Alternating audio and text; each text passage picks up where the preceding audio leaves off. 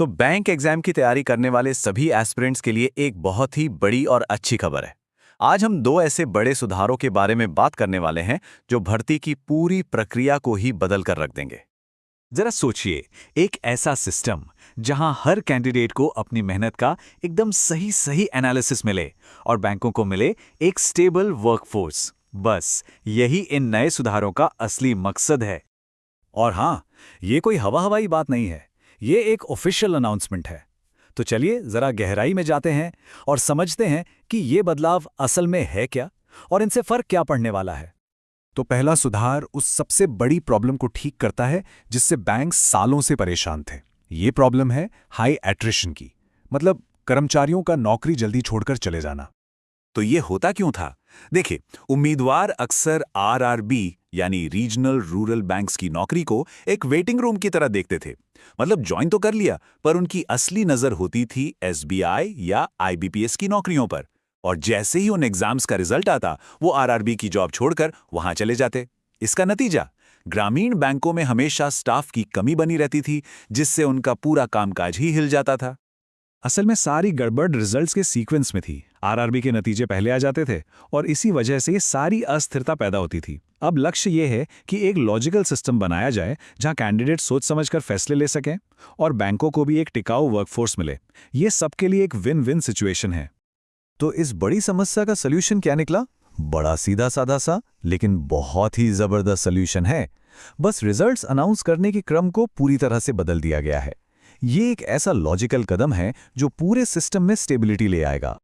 अब देखिए नया सिस्टम काम कैसे करेगा। सबसे पहले एसबीआई के रिजल्ट्स आएंगे, उसके बाद आईबीपीएस के और सबसे आखिर में आरआरबी के रिजल्ट्स। और इसमें एक और जरूरी बात, हर एग्जाम में ऑफिसर लेवल का रिजल्ट हमेशा क्लर्क लेवल से पहले आएगा। इससे पूरी प्रक्रिया एकदम साफ सुथरी और व्यवस्थित हो जाएगी, कोई कंफ्यूजन नहीं रहेगा। बस ये एक छोटा सा बदलाव, लेकिन इसका असर बहुत बड़ा होने वाला है। बैंकों को मिलेगी स्टेबिलिटी और उम्मीदवारों को मिलेगी क्लैरिटी कि उन्हें कौन सी नौकरी करनी है। मतलब दोनों के लिए ही फायदे की बात है। तो ये तो था पहला बड़ा सुधार, लेकिन अब बात करते हैं दूसरे और शायद सबसे क्रांतिकारी बदलाव की। एक ऐसा सुधार जो एस्पिरेंट्स के तैयारी करने के तरीके को ही हमेशा के लिए बदल कर रख देगा।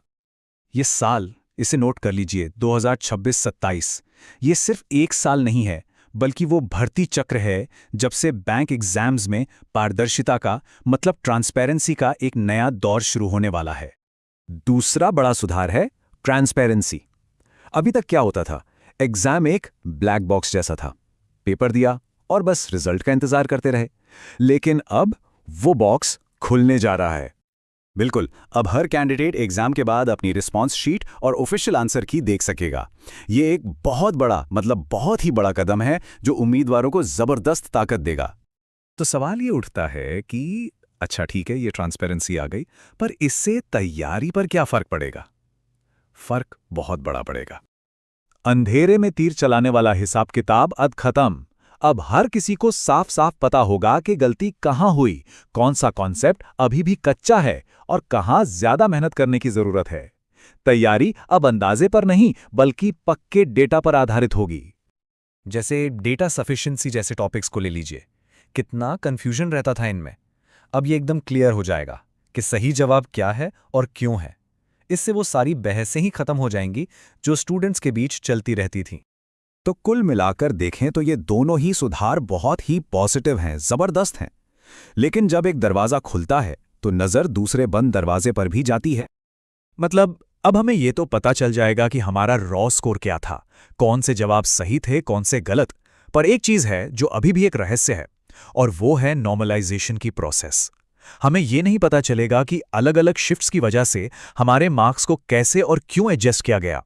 ये अभी भी एक ब्लैक बॉक्स है। और यही सबसे बड़ा सवाल है जो आप सबके मन में आएगा। ये सुधार एक बहुत बड़ी जीत है, इसमें कोई शक नहीं, पर क्या ये पारदर्शिता की तरफ सिर्फ पहला कदम है? खैर, इसका जवाब तो आने वाला वक्त ही देगा।